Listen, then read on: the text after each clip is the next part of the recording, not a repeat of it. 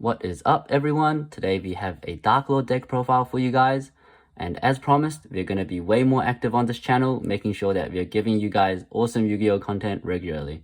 So I've been working on this deck list for quite a while now, around 2 weeks, going to locals and also playing online.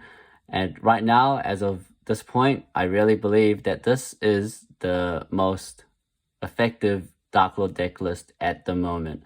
So I'd love to share it with you guys, but before I do, I'd just like to ask you guys to like this video and also subscribe. Me and everyone in the team would really appreciate that, and it would really motivate us to get us to keep making awesome Yu-Gi-Oh content. And do trust us, we have a lot of cool ideas coming up. So let's get into the deck profile. We played 3 hand traps. Our Gamma package, obviously you need to play the driver. This hand trap, super high impact. I really like it, and it synergizes really well with the deck because a lot of the time you are using the extra effect before you have any monsters on board, and whenever you play a card that makes you discard 2 as cost to draw 2, your opponent is very obliged to Ash. So this card is really strong in this deck. Carrying on, we played 3 Darklord Extra.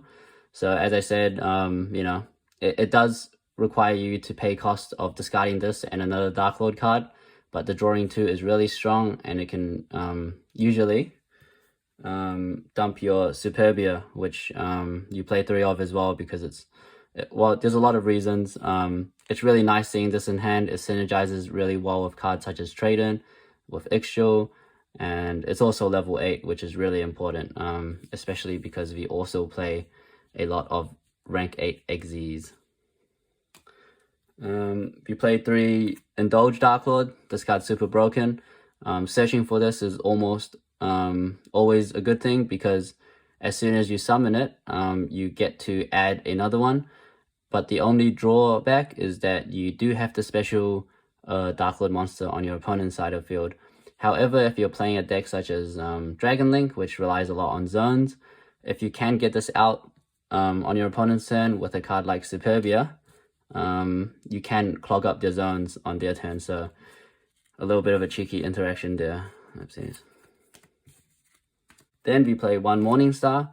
This card is super good ever since Rise of the Duelist came out.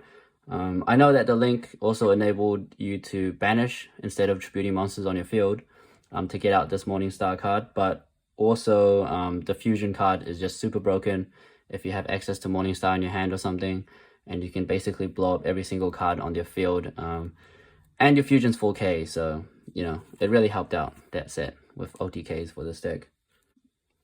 Moving on, we play 1 Nashchin and 1 Amdusk. And the reason for these is because they are quite good, but they're kind of like win more cards. For consistency's sake, we're limiting them to 1 each.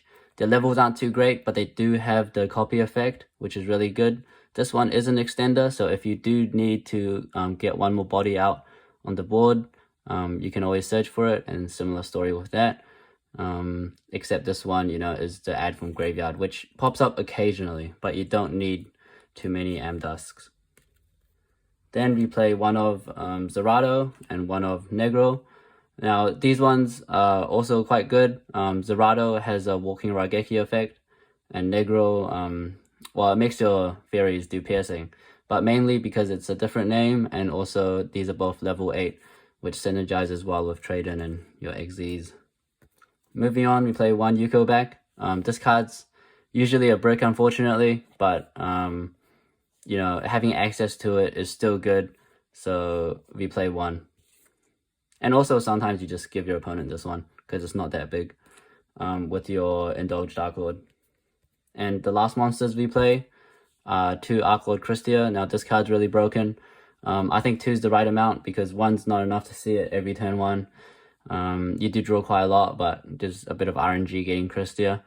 And 3 does brick you. It is a level 8 as well, so it does synergize quite well with Trade-In as well. So that's actually a good thing. Moving on to spells. So we played 3 of the Search Any Darklord card. Obvious reasons, this card's super broken. We played 3 Darklord Contact. Now this is a non-target monster reborn for Darklord. This card's super broken with Superbia. A lot of the time you want to have access to a Reborn and Superbia, and somehow get your Superbia to grave, and that really gives you a lot of, I guess, a lot of plus without your normal summon. You play 3 Allure of Darkness. Almost your whole deck is dark except your Christia and your Gammas, and Driver. So this card just kind of mulligans your hand a little bit, although you do have to banish. Doesn't affect you too much though. And 2 trade-in. This card's super broken, especially if you draw like a Superbia or something. But unfortunately, you know, there are times where you don't always draw a level 8. And, you know, in a day and age where consistency is key, we're just going to play 2. So we don't want to brick on it. If you play 2 Desires, you can play 3. I just couldn't find space for the 3rd. But this card just gives you more draws, so always good. A Reasoning, this card's super broken. I reckon you have to play it. Saves you a normal summon, but gets you out of body on board. And a lot of your Dark Lords, although most are level 8, you know, they're all over the place with the levels, so you're most likely going to get a different level than what your opponent says, so you're going to get an extra body.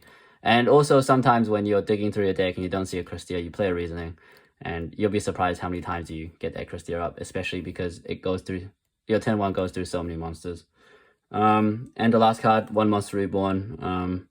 Reborning like a Superbia or something is super broken, and it's just nice having an extender in this deck because there's not too many, I guess, extenders in this deck, so having that is really great. Then for traps, we pretty much play 1 of each. 1 Darklord Rising, 1 Sanctified, 1 Enchantment, and 1 Rebellion. Now, I think you have to play all of these. In game 2 and 3, you can side out the ones that you don't need, but these are super broken. You usually discard these with Ixtal to get them into the grave. And the Darklord Uprising is the newest one. It gives you access to a lot of OTKs, so I'd say you have to play all of them. Now for our side deck, we play 2 Condemned Darklord. This card's super broken. Pretty much gives us access to any single Darklord monster from deck to hand, and also occasionally if you need your 4th Fury, you can also dump it straight away with this card as well, which is really nice that they have that option. And the gain life point effect is actually quite nice as well. We play 1 First Darklord. This fusion enables a lot of OTKs, so I'd say we definitely play 1. And also it blows up the whole field for your opponent if you use your Morningstar, which is quite easy to do, especially with your Condemned Darklord being able to pretty much search any Darklord monster. We play 1 Omega. Synergizes obviously quite well in this deck.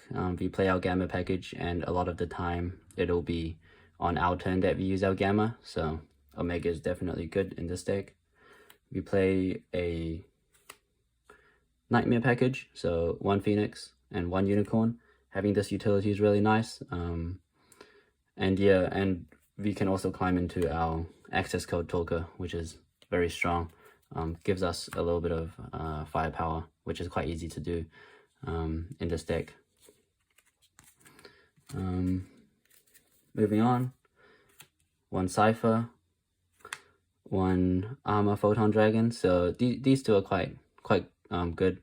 Obviously you make this one first and you overlay onto this one. Having access to this engine is okay, but I would say if you were to cut anything in this extra deck, these 2 are probably first to go. You play a Tarantula. This card's pretty cool tech. I enjoy playing it, and although it doesn't come up too much, you know, it is useful in theory. You know, with you paying a lot of life points in this deck, I think it's still quite good to have. We play 1 Gustav Max, just to finish games off. You know, Ixtal's level 10, so you can get access to that quite easily. We play 1 Photon Lord for when you draw super broken and you do decide to, you know, summon more monsters and try to play around in the Bureau or something. And finally, we play this package. So number 100, Triglubian number 97, and also Hope Harbinger. So pretty much you guys can kind of take a look more in detail of what these cards do. but two level 8s pretty much gets you a 9,000 XYZ to punch over anything and try go for game. So that's the deck profile. I'd recommend you guys, give it a go. It's really fun. I've had a lot of success and fun with this deck, and I've been working on it a lot just to, make sure I do get the most effective deck profile for you guys. But yeah, so that's all for today. Thanks for watching, and see you guys in the next one.